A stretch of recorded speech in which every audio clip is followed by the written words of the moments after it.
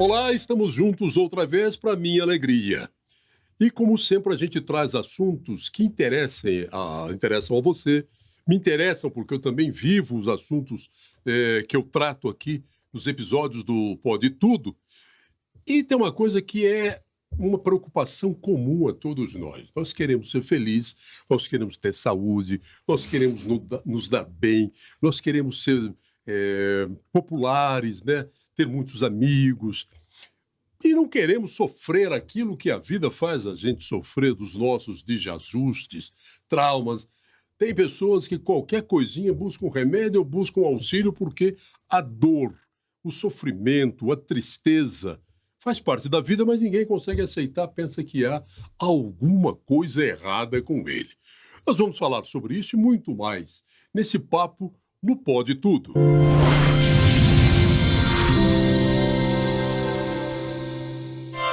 Apoio Coldtrack Rastreamento. Seu carro na palma da mão.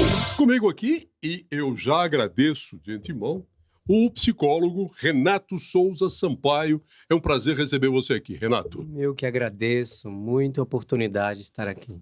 Renato, as pessoas procuram a sua clínica, o seu consultório, mais por problemas pessoais ou procuram por questões sociais, desajuste na sociedade? O que mais envolve é a dor da alma, né? Da alma. Que é a necessidade devido aos conflitos dentro do indivíduo, devido ao próprio egoísmo, onde tudo tem, tudo quer e nada falta. O que falta muitas vezes é a necessidade da paz íntima. E geralmente, no mundo atual, isso está cada vez mais gritante. Bom, mas essas pessoas, esse egoísmo é identificável rapidamente? Ou isso daí é um trabalho que demanda algum tempo para você ir removendo camadas até encontrar o fato gerador daquela infelicidade? É um trabalho como se fosse uma cebola. Tirar as camadas até chegar no núcleo. E isso demanda um período de médio, curto, a longo prazo, dependendo do trauma que o indivíduo passa. E esse processo exige esforço. Ninguém muda ninguém. Se o indivíduo aceitar ajuda, o processo fica mais fácil. Mas a partir do momento que existe uma dificuldade na aceitação, dificilmente pode ocorrer uma saída. Sim, aí o trabalho do psicólogo, nesse caso, é aquele que vai fazer a pessoa se entender. Se compreender. E aceitar a si mesmo. Isso, compreender as nuances dos seus próprios conflitos para que possa refazer o caminho. Sim. Para que possa ter um novo norte diante da dificuldade, diante do trauma, da mágoa ou de algumas sequelas que ficou diante da vida. É gente que é mais comum pessoas com traumas pela vivência familiar ou pela vivência social? O início, geralmente, a grande maioria, sem dúvida, é a vivência familiar. Porque ali está na base o alicerce do indivíduo. E o que a gente percebe geralmente, vem pai e mãe nesse contexto, principalmente, que muitas vezes nós exigimos muito. E por que exigimos muito? Pela questão da frustração. Se observarmos, todo frustrado, ele é um egoísta. Porque o frustrado, ele só pensa em si. Aquele que reclama, o egoísmo, o ingrato, que tudo tem, tudo quer e nada falta, e não compreende que o pai, a mãe, o ente querido, a falha cometida, não compreende que eles só fizeram o que deu conta. Eles não são perfeitos. Antes de ser pai e mãe, nós somos seres humanos.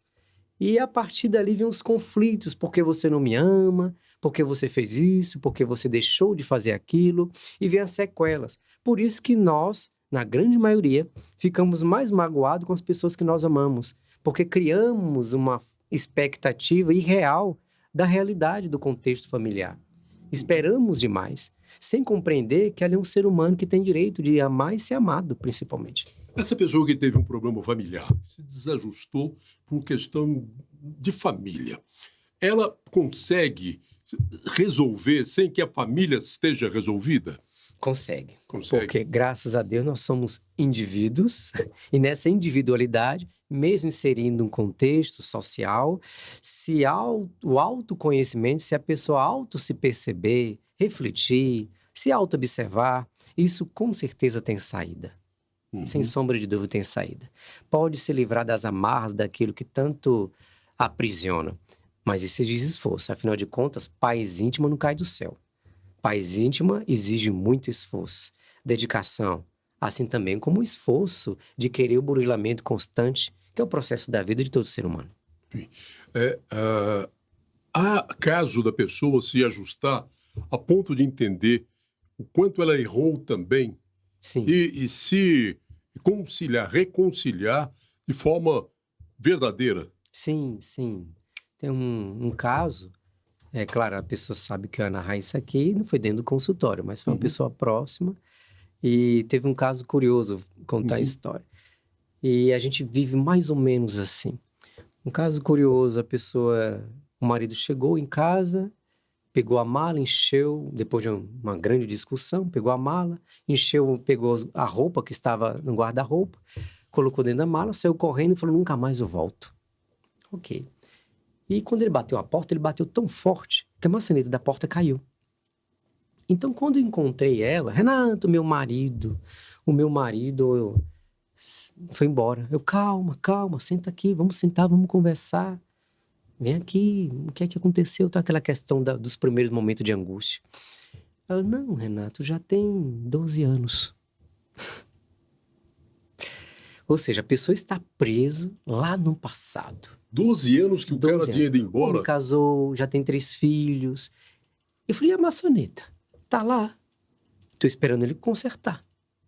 Ou seja, todos nós temos esse problema. Ele refez a vida dele longe dela e ela nunca mais... E ela não. Não.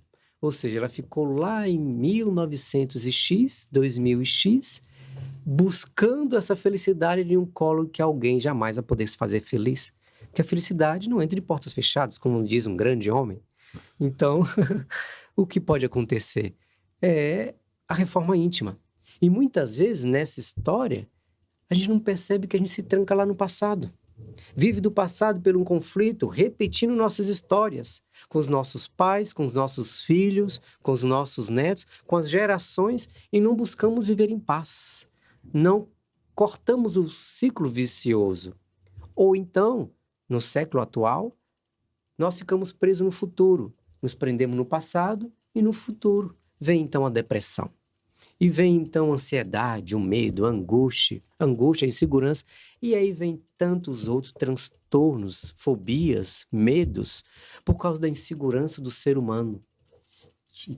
Isso que você contou agora é um fato interessantíssimo, até porque, embora essa pessoa seja personagem de uma história, fatos semelhantes são muito comuns. Muito. Pessoas que se apegam a alguma coisa.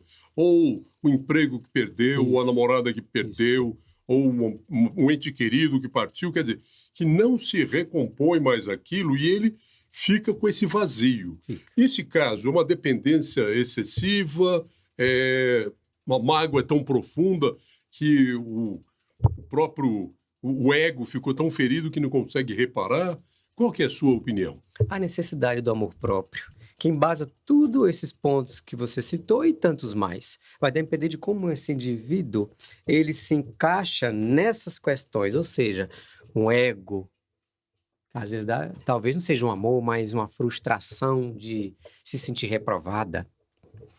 A questão da dependência emocional, porque eu nunca me senti amada e agora que essa pessoa que eu amei, que ela acreditou que amou, acabou que causou uma dependência, e tantos motivos. Aí entra a individualidade daquele indivíduo. O que é que fez esse indivíduo estar passando por isso? Que aí entra o psicólogo, para trabalhar, esmiuçar, para o indivíduo descobrir o que é que está acontecendo consigo, e daí então dar um outro passo, que o primeiro passo é muito difícil, porque o primeiro passo exige humildade, de reconhecer as falhas e dar o próximo passo, que é caminhar. Uhum. Bom, e a pessoa, já teve história de você ver a pessoa conseguindo dar esses passos e enterrar de fato o passado? Esse mesmo exemplo que nós contamos aqui, ela casou. Casou, conseguiu. Conseguiu casar, ter filhos, enfim. Refez a vida, né? Refez o caminho. Todos nós temos direito de recomeçar. essas perdas são lutos, né? Na verdade. São lutos. Agora, tem um período de luto. Você não pode jogar a sua vida em algo que já foi frustrado, mostrou que não serve mais. Não serve. Você continuar amarrado ali. Você está contando, me lembrou que a frase do Nelson Mandela, que foi o grande líder da África do Sul, da independência. Ele ficou preso 27 anos por razões políticas, porque ele era também um agitador, foi terrorista, quer dizer, mas depois se transformou num grande líder, né, que conduziu a África do Sul para um outro caminho, da liberdade. E ele disse uma coisa interessante, ele falou assim, quando eu saí lá da prisão, se eu não deixasse isso para trás, não esquecesse esse período, eu estaria preso ainda. Entendeu? E é isso que acontece com a gente. A gente se amarra em algumas coisas. Eu digo a gente porque esse sentimento é muito comum, isso. Né? Se amarra em alguma coisa que perdeu. Se amarra e fica lá. Uma vez eu fui na penitenciária, muitos anos atrás, onde ficam os menores infratores, né? E lá, muitos anos atrás, eu vi uma situação um pouco parecida. Eu vi um jovem onde ele tinha sonhos. Eu conversando com ele diante de tanta tragédia e ele cheio de sonhos. E aí me fez eu perceber que aquela pessoa, aquele jovem que cometeu os seus equívocos, ele tinha se perdoado. E então ele estava mais em liberdade do que muita gente que está solto. Você também é psicólogo, mas você também é um psicógrafo. Você tem um centro espírita, que eu quero conhecer um dia, o Centro Espírita de Regeneração Chico Xavier. Você que fundou esse centro, está bem instalado hoje. E esse trabalho de psicografia, como é que você... alguma coisa liga a psicografia à sua psicologia, à sua formação de psicólogo? Não. Não. São coisas distintas. São coisas distintas. É uma profissão baseada na ciência e a questão da psicografia, ou seja, a mediunidade, é uma questão inerente ao ser humano, né? Então, nós fundamos, eu, minha esposa, uns amigos, fundamos o centro, onde hoje ele tem 14 anos, na Rua 307, Setor Universitário, Centro Espírita de Regeneração Chico Xavier. E lá nós temos de 25 a 30 atividades. Auxílio às famílias, auxílio às crianças. Nós estamos aí agora em busca de socorrer uma casa, a aceitar mães solteiras, para acolher da profissão essa mãe, curso profissionalizante, e em seguida, escola para as crianças, para ela poder caminhar com os próprios pés. E atendimento médico, atendimento com psicólogos, lá também atendo como voluntário, eu e minha esposa e a amiga Gorete. E, enfim, são várias atividades que nós temos dentro dessa instituição, essa casa espírita. Dá um endereço, porque quem se interessar, claro que as pessoas que acompanham a nossa conversa são de todas as ideologias e religiões. Bacana, legal. Claro. Mas quem se interessar por isso, qual que é o endereço? Aqui em Goiânia, Rua 307, Setor Universitário. O nome do centro é Centro Espírita de Regeneração Chico Xavier. Número? Nossa, você me pegou agora bem esquecido. Rua 307. Rua 307, Setor Universitário. Setor Universitário. É conhecido lá, um ponto conhecido. Tá ok, a gente vai achar isso e colocar também para quem se interessar. E você disse desses trabalhos todos que são realizados lá, que é um dos fundamentos do espiritismo, fora da caridade não há salvação. Isso. Às vezes as pessoas pensam que ficar muito bonitinho aqui nesse mundo é o que vai dar salvação, mas lá não tem carta de apresentação, não, Na verdade, o mundo não são para amadores. Ninguém chega no céu com uma carta de apresentação. Não. Olha, foi um cara legal na Terra. O que você fez? O que é que você fez? Frequentei religião? Não, isso não basta. Porque a melhor religião é aquela que nos faz bem. Aquela que transforma o ser humano de dentro para fora. Aquela que faz compreender que o meu próximo é meu irmão. Então, como diz o Evangelho, como é que eu vou ter tanta fé em Deus se eu nunca vi o rosto? Se o meu próximo eu abandono? E não é a questão, às vezes é muito confundido, achar que o meu espírito doa coisas para receber o reino do céu. Não. Nós doamos coisas materiais, sim, uma comida, um alimento, uma escola, um material escola e outros bens materiais, porque o outro é meu irmão. E se ele necessita, por que eu não posso acolher? Se eu faço isso com meu filho, minha filha, ou os amigos mais próximos, ou um dia já fizeram isso por mim, os meus pais, então por que eu não posso servir, aliviar a dor do próximo? Assim também, como foi citado, a psicografia é uma forma de consolo, de doar. Chegou uma pessoa, me permito comentar, chegou uma pessoa que eu aprendo muito, particularmente eu gosto de aprender muito com o que a gente vai ouvindo, né? E aí uma pessoa comentou, olha, eu acho muito bonito o que os espíritas fazem diante da sociedade. E aqui eu vejo que vocês têm muita atividade. Que bom, não é eu, é um grupo, eu sou apenas mais um. Mas o que eu gosto mesmo da psicografia. E fazendo reflexão com ela, em resumo, eu comentei, mas todos nós somos pedintes. Um pede o pão, você está pedindo uma carta para Deus. Não, um pedinte? Um pedinte da misericórdia de Deus, um pedinte de paz íntima, um pedinte para o seu casamento não cair as tragédias, um pedinte de outras formas íntimas que não é material. Todos nós somos pedintes de Deus. Então nós estamos aqui para aprender a amar. Qual é a nossa missão? A nossa missão na Terra não é ganhar milhões. Claro, o dinheiro é importante, que dá o sustento à humanidade, ajudando um ao outro na dignidade humana. Mas estamos aqui para aprender a amar. Compreender a dor do outro como gostaria de ser compreendido. Não julgar, que é uma tarefa difícil, que exige muito treino. Que nós estamos aqui nesse mundo que nós vivemos aí em média, vamos colocar 80 a 100 anos, a média, né? Segundo as instituições sérias que temos aí no Brasil, de 80 a 100 anos, aqueles que chegam a 100 anos. Então, vamos verificar, então, quando chega a 100 anos, nós não desencarnamos perfeitos. Vamos com nossas mazelas a ser resolvidas. Então, como a mãe vai na penitenciária, vê o filho, fala para o filho, meu filho, eu sei que você vai sair daqui melhor, eu acredito em Deus. Como é que nós achamos que Deus vai nos castigar, nos jogar numa espécie de purgatório, seja onde for, destruir e nos dar uma segunda chance para esse filho? Essa mãe, então, é melhor do que Deus? Quer dizer, o perdão existe, né? De alguma forma, o perdão existe. O perdão existe. Perdão é compreender, né? Tem outra frase também que é boa, que ninguém sai daqui com dívidas pendentes, né? E a vida nunca entrega a conta em mês errada. Não. Entendeu? O boleto chega. Esse que é o problema. A vida nunca entrega a conta em mesa errada. Não. Pode ter certeza. Se a conta chegou para você, você consumiu aquilo. Ou foi consumido em algum local, ou então nós estamos criando nossos débitos.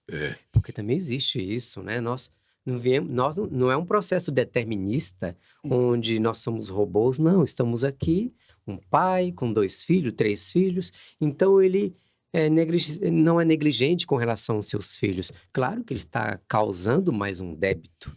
E daí vai, até ele se tornar, como diz o grande apóstolo Paulo, um dia tu serás anjos. Você começou, viu a mediunidade sua aflorar quando você era uma criança. Sim. Como é que foi isso? Foi no interior da Bahia. Você é de lá? Eu sou da Bahia, do interior da Bahia.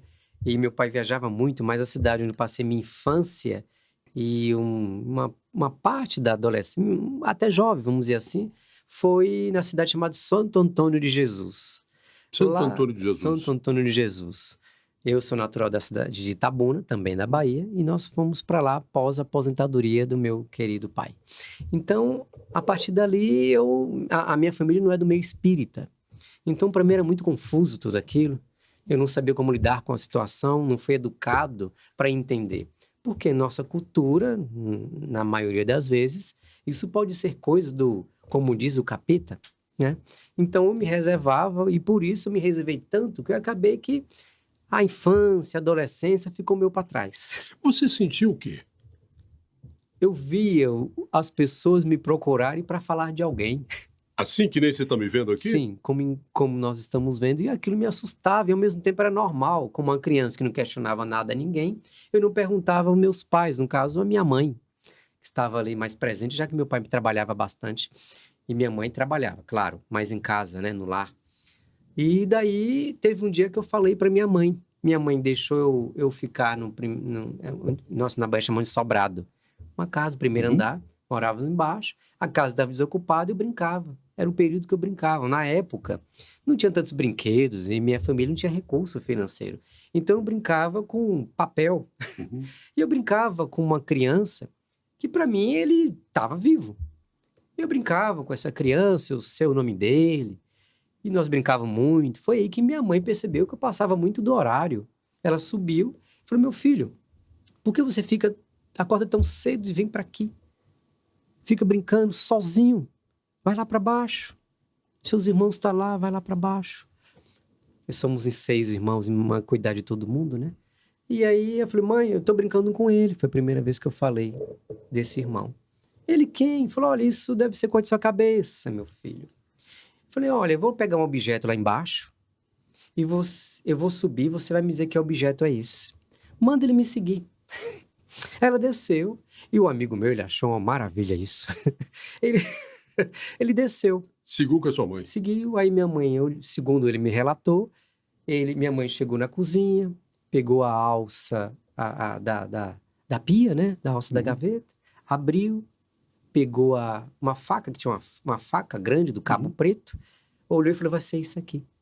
Soltou, subiu lá novamente e falou, então, pergunta para ele qual objeto que eu segurei. O primeiro objeto que eu segurei. Falei, mãe, na Bahia nós chamamos de manhã, né? Mãe, a senhora quer que eu fale que foi a faca, mas o primeiro objeto que a senhora segurou foi a alça. Ela, meu Deus!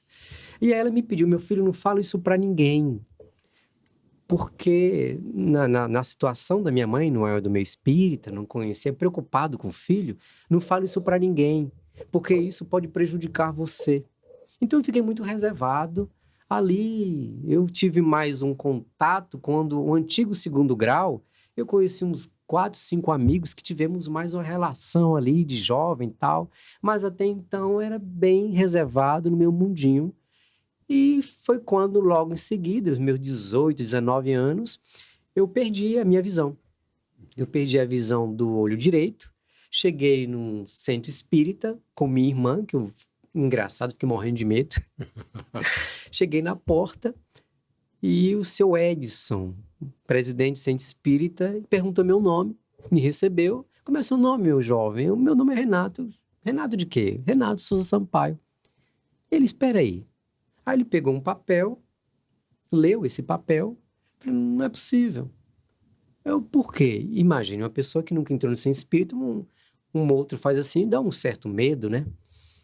Falei, não, porque recebemos uma carta dizendo que Renato Souza Sampaio iria frequentar aqui e ajudar a gente. Quem escreveu? De quem é essa carta? Porque até então eu não sabia nem o que era psicografia. Eu não entendi, então comecei a questionar. Ele falou, é o de Toninho. Toninho era amigo que só eu sabia. Ele mandou uma carta e disse, agora, meu amigo, continue a sua vida. Eu vou estar por perto. Vai com Deus. Esse amigo lá da infância. E aí eu comecei a frequentar. Na semana seguinte eu já estava na mediúnica, que eu não recomendo isso. Né? Então eu já estava na mediúnica. Não recomendo não frequentar mediúnica. Não recomendo sem estudar, sem entender o que processo mediúnica. Mediúnica a gente não vai salvar ninguém. Mediúnica nós estamos ali mais para aprender do que no intuito de salvar. Se fosse para salvar, os bons amigos mesmo salvaria. Vamos colocar nesse contexto de salvamento. Que não é bem assim. Então, o que acontece? Foi aí que eu olhei e falei, estou em casa. Não foi ninguém que falou, Renato, você precisa ir. Não, eu li a carta, sabia que aquilo tinha muito a ver comigo e me encontrei. E de lá para cá, eu frequento o meio espírita, faço parte, e graças a Deus, eu acredito que diante de tanta dificuldade, da minha limitação, de tanto que eu preciso melhorar, eu acredito que é uma boa escola de uma oportunidade, quem sabe, se eu souber aproveitar. Tem ocorrido muito filme, pelo menos uma quantidade maior do que anteriormente, Sim. de filmes com temática espírita. E a conversa espírita também tem se propagado, embora os espíritas não sejam muito de de fazer propaganda dos centros, de falar do trabalho, né? São muito reservados nisso daí. Há hoje uma facilidade maior de se comunicar com a sociedade com mensagem espírita? Sim, hoje tem, se nós observarmos, em Goiânia, no Brasil, né? No Brasil, hoje nós temos médiums conhecidos como Mayra Rocha, o Henri, Carlos Bacelli. Se a gente observar, são muitos médios sérios que têm credibilidade, pessoas sérias, que não envolvem dinheiro, faz por gostar de servir. E essas pessoas, assim também como pessoas que estão no anonimatos, que estão aí fazendo um trabalho maravilhoso, baseado no ponto de vista espiritual, médios fantásticos, que estão fazendo um trabalho muito bom, muito sério, e que dá um bom respaldo que a vida continua. Uhum. Quer dizer, uma questão muito preocupante sempre é a seriedade de quem trata das questões espíritas, porque charlatão existe desde sempre. Pessoas que acham que têm poderes para fazer o bem, muito mais interessados em receber bens materiais, essas pessoas acabam deturpando uma atividade que é absolutamente lícita e caridosa, né? Isso, Se livrar dos charlatões uma... Existe, infelizmente. É uma missão difícil. É focar no bem, né? Eu sempre falo, viver bem é uma opção. Muitas vezes a gente vive no sofrimento, na dor, esquece do grande mestre dos mestres, Jesus, e a gente esquece de viver bem. Às vezes a gente sofre por algo, seja o que for, mas a gente esquece de focar o que é que eu posso fazer para me livrar desse sofrimento. Geralmente o sofrimento está enraizado em alguns parâmetros do apego por algo, alguma coisa ou alguém. Então todo sofrimento está ligado porque eu não aceito o que aconteceu. Às vezes o desencarne de uma pessoa querida, vamos trabalhar a aceitação, que a morte não existe e que um dia irei reencontrar essa pessoa, mais cedo ou mais tarde, nesse curto prazo da vida. Vamos então verificar o processo da religiosidade, que muitas vezes é um conflito. A melhor religião é aquela que nos faz bem. Todas as religiões sérias, que envolvem o nome de Jesus, envolve para transformar um ser humano melhor, ela é muito rica, que está transformando esse cidadão, essa célula da humanidade, para termos um povo melhor. Porque muitas vezes a gente critica muito, com todo respeito, político A, B e C, mas esquecemos que quem vai melhorar somos nós. Porque quando nós estivermos em uma situação de consciência, o que é evolução? Evolução é o estado de consciência. Quando tivermos melhor consciência, nós vamos parar de reclamar, vamos educar nossos filhos, e nossos filhos vão ser bons políticos, boas pessoas, bons pais, bons trabalhadores, mas isso depende de cada um de nós. Quem planta, colhe. Semeadura é livre, né? A colheita é obrigatória. Mas aí vem o ego, né? Nós queremos tudo para nós. Você disse agora há pouco aí que essa vida nossa é curta, e na verdade de repente você olha, né? Já está lá, gente, eu tenho muito mais passado do que futuro. Mas a morte, mesmo para espíritas, a morte é uma coisa que preocupa. Ela preocupa de um modo geral. Todo mundo, né? Eu quero morrer bem e tal, mas não quero morrer agora. Ninguém sabe quando é que vai ser esse dia. Mas a certeza da morte, ela assusta muita gente. Muitas vezes pela cultura de um povo. Se nós verificarmos em alguns países é mais educado sobre essa questão do conceito. No Japão, na Índia e alguns outros países. Trabalha sobre esses temas desde a infância. No Brasil, nós não temos em nossas escolas situações onde educam o indivíduo para a certeza da vida, que é a morte, que a passagem, seja qual for, independente de filosofia religiosa. Então, nós conhecemos a morte, muitas vezes, quando acontece alguma questão do desencarne, ou falecimento, como as pessoas chamam, de alguém da família, que aí vem aquela dor. Eu nunca fui treinado. Tudo é um treino. Então, o problema para os espíritas não é chorar por alguém, porque quem sente saudade é porque ama. É natural. Eu tenho o meu pai, que desencarnou em 2008, E ele desencarnou em uma situação no meu colo e ele falou, eu te amo. Eu, filho, tenho essa saudade, olha que eu vejo espírito. Depois eu reencontrei com ele, depois desencarnado, claro. E daí isso me fez eu ter um outro olhar. Eu tenho o direito de sentir saudade. Meu pai já desencarnou há 14 anos. Eu tenho saudade do meu pai. Mas não aquela saudade que machuca, que destrói, que gostaria que tivesse aqui por um capricho. Ou então aquela dor que eu não deixo o outro ir para agradar o meu ego. Pode ficar doente, mas eu quero que me agrada. Não deixa ir. Essa questão que você está tocando é interessante. Tem pacientes que estão no leito da morte. Tá assim, já a ciência não tem mais nada que fazer, mas todos os familiares gostam tanto, se apegam tanto, que dizem que acabam atrapalhando o desencarne do paciente. É isso mesmo? Isso. O André Luiz tem uma bela história sobre isso em sua obra, relata, né? E isso é muito comum. Muito comum. Se a gente verificar no hospital, ou nossos vizinhos, é muito corriqueiro essas notícias, né? De que alguém estava beirando a morte e a partir de um momento que deu o que muitos chamam da melhora da morte. Melhora da morte, A melhora da morte na área da saúde, muitos chamam melhora da morte, né? Alguns. Então, não é um termo técnico, mas se popularizou. Então, o que acontece? A pessoa não é melhorada. Eu vi um fato muito curioso, foi de um conhecido, que ele estava com câncer, e aí eu fui visitá-lo. Ele é do meu espírito, um amigo muito querido, e aí eu fui visitar ele e a família em angústia.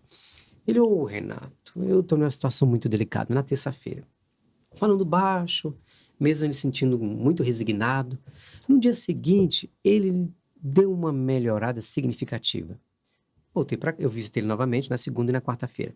Quando cheguei na quinta-feira, ele ligou para mim, mandou um áudio, com a voz um pouco rouca. Ele, Renato, você sabe que eu vou morrer, não é? Não, morrer ninguém vai. Você entendeu, Renato? Eu vou desencarnar. Falei, que bom. Eu vou mais rápido que você. A probabilidade que eu vou mais rápido que você. Meu irmão, eu não quero falar para minha família, eu tô me sentindo tão bem. Aí eu lembrei o processo melhor da morte, porque minha família está angustiada. Então eu quero fazer uma pergunta para você. Você quer me visitar ou eu te visito? Eu falei, não, meu amigo, é o maior prazer você vir me visitar. E foi então que ele desencarnou no dia seguinte. Passou uns 2 ou 3 meses, ele lá em casa, me dando o prazer e a alegria de ter me visitado. E a primeira frase que ele falou, viu que eu vim te visitar? E aí ele falou como ele estava, que ele estava muito bem, resignado diante de todo o processo e que realmente a morte não existe. Então esse processo da morte, devemos sim perder o medo. Devemos perder o medo de chorar. Chore, quer chorar, chore, mas não deixa a comoção do sentimento ser um pouco mais racional diante daquela pessoa, que eu vivi com aquela pessoa. Muitas vezes, aí baseado na psicologia, não generalizando, claro, de forma alguma, aquele que mais grita é porque teve um processo de culpa. Aquele que mais está gritando, aquele que está mais perturbado diante do ambiente, cada caso é um caso, nós estamos generalizando, estava necessitando de um perdão. Será que eu estou vivendo bem? Então vamos viver bem, vamos viver em paz com as pessoas, porque um dia vai chegar e vamos ver só depois da nossa passagem. Esse seu conhecimento espírita da reconciliação, da morte inevitável, um dos fundamentos do espiritismo é a certeza da vida eterna, ou seja, das várias reencarnações. Que essa é uma diferença entre católico e espírita, Sim. que o católico fala em vida eterna, o espírita fala em vida eterna, mas em várias etapas. É a mesma coisa de forma diferente. É essa sua formação espírita que te dá essa certeza de que há outra vida, de que a gente precisa sair daqui o melhor possível, mais em paz possível, te ajuda como psicólogo para tratar paciente e dizer, olha, procura reconciliar com as pessoas que você tem mágoa, principalmente dentro do seu lar. Ajuda, de alguma forma, você trabalhar isso no seu paciente? Como qualquer filosofia religiosa que busca a reforma íntima do indivíduo, E quando o indivíduo permite essa transformação, mesmo que seja lentamente, aos passos lentos, isso recai sobre a personalidade. Quando cai na personalidade daquele conceito que foi ensinado, instruído, nós acabamos transferindo para o outro. Ou seja, quando a gente vê um indivíduo que está em penúria do sofrimento, diante daquilo que eu me formei tecnicamente na área da psicologia e diante daquilo que nós vivenciamos, eu digo com muita segurança: acalme seu coração, que tudo passa. Não a palavra técnica de consolo, mas eu acredito fielmente que todas as dores irão passar. Então isso acaba que influencia. Ele funciona para o paciente no seu consultório de psicólogo? Funciona. Funciona, porque a pessoa percebe que isso é embasamento na alma. Já ocorreu de paciente te buscar também para resolver problemas, essas diferenças, essas mágoas familiares, com pessoas que já tinham morrido? Já. E eu tenho um pequeno problema com essa questão. O que acontece? Como acabou sendo um pouco divulgada a questão da psicografia, acabou que isso foi levando e atingiu o consultório. Então, quando a pessoa vai no consultório e verifica a questão do lado espiritual, e aí questão minha, pessoal, eu não aceito. Porque como é que eu vou pregar o evangelho, falar de Jesus, se eu vou estar utilizando disso para o meu sustento? Como é que eu vou falar de corrupção se eu não estou dando um bom exemplo? Como é que eu vou olhar nos olhos da minha filha, das minhas queridas filhas, e eu não vou poder falar para ela: meu filho, seu pai se esforça para ser honesto. E ser honesto não é obrigação, não é um favor, é uma obrigação. Então, eu aconselho as pessoas que vão buscar o médium para ir na casa espírita, aconselho a todas as pessoas para buscar o profissional, psicólogo, não o Renato, seja qualquer um, e que busque, que é uma atividade muito nobre também da sociedade, que às vezes é tão invisível ainda. Então, tem gente que procura o psicólogo pensando no psicógrafo. Teve um episódio, me permite eu contar, quando minha filha nasceu, eu estava lá com pouco tempo formado, e já estava envolvido no meio espírita. Não estava hoje com essa demanda dessas pessoas chegando no centro, mas já estava muito inserido. Desde a Bahia eu sou do meio espírita. E aí, primeiro dia do trabalho no consultório, falei: nossa, alguém lá, a pessoa, né, tinha uma secretária lá, me passou 5 nomes, 5 pacientes. E eu fiquei super feliz, porque até então estava desempregado, minha filha precisando de fraldas. Eu vim de uma família muito humilde, e é aquela questão: meu Deus, eu preciso sustentar minha filha, aquela preocupação como qualquer outra pessoa, né? E quando eu cheguei no consultório, eu vi lá umas 5 pessoas, todos encarnados. 5 pessoas. Cheguei lá, todo feliz, aqui já vou começar a trabalhar. E claro, servi meu semelhante. Mas aí foi um banho d'água, né? Como o popular, um banho de água fria. Chegou lá uma mulher, não foi por maldade, às vezes é por ignorância, né? Olha, o meu filho já faleceu há 15 anos, até hoje eu não sei onde é que está o corpo. Por favor. Então ela abre a bolsa dela, pega um resmo, que antigamente não tinha Pix, de dinheiro, de 100, 50 reais e joga. Se você falou onde está meu filho, esse dinheiro é seu. Eu falei: não precisa. Você vai no centro espírita, que é de graça, porque aqui é minha profissão. E aí, tenho 4 pacientes. Eu aconselhei de outro jeito, como ser humano, como qualquer outra pessoa. O médico é qualquer outra pessoa, ele não é estrela, mas ali eu tenho que ter muito cuidado. Então, quando eu fui perceber, todos os outros estavam querendo mensagem espiritual, ou cura espiritual, ou alguma coisa referente a uma questão que eu não posso cobrar. Que diante da consciência e diante daquilo que Jesus ensina, dá de graça, o que de graça recebeste, eu não posso cobrar, eu não tenho esse direito daquilo que não é meu. É uma invasão, uma perturbação muito grande a pessoa fazer isso. Pelo menos acredito. Então, a partir daí eu percebi que eu não tive paciente nenhum. Eu voltei para casa, entrei no banheiro, chorei. Falei, meu Deus, que vida difícil. E minha esposa, Renato, você já comprou a fralda? E era no final da tarde, né? Falou, meu amor, eu vou descer, meu bem, eu vou descer para ver. E aí eu sentei embaixo, eu acho que, não sei se eu já contei isso para ela. Ela vai ficar sabendo. E aí eu desci e fui caminhando. Cheguei, passei na porta, que era muito perto, era uma quadra. Passei na porta do consultório onde eu atendia. E aí eu vi uma pessoa batendo lá. Já tinha acabado o expediente. Eu, pois não, estou vendo a senhora batendo aqui. O meu nome é Renato, eu posso ajudar? Eu falei, pois é, eu quis agendar um psicólogo. Eu falei, meu nome é Renato, minha profissão, tal, me apresentei. Ela, nossa, você pode começar a me atender hoje? Eu falei, nossa, eu peguei, entrei no consultório. E ela adiantou 10 sessões.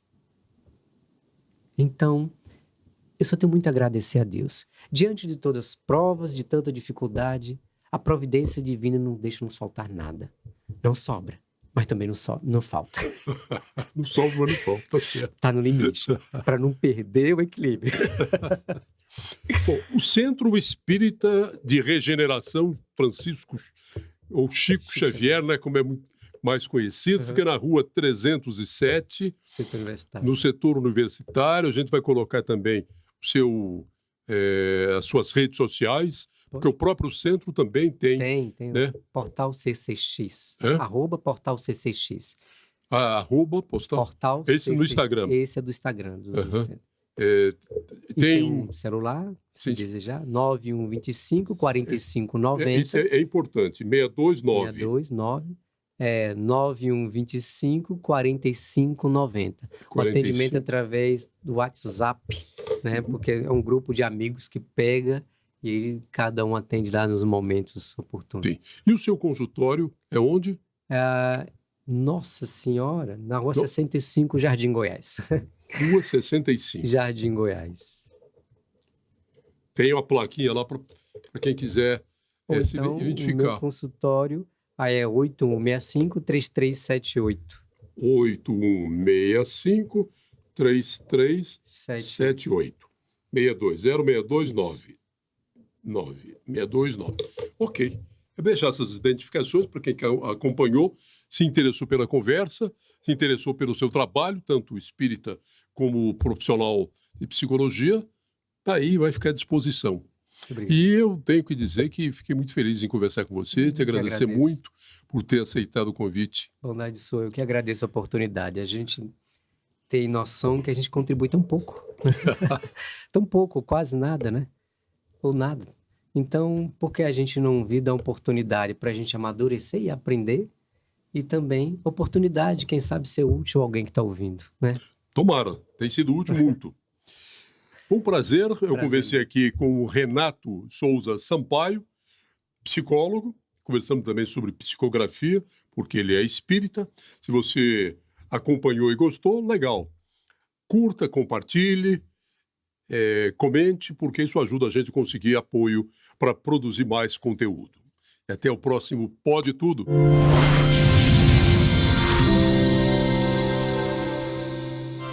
Apoios com o D-Track Rastreamento. Seu carro na palma da mão.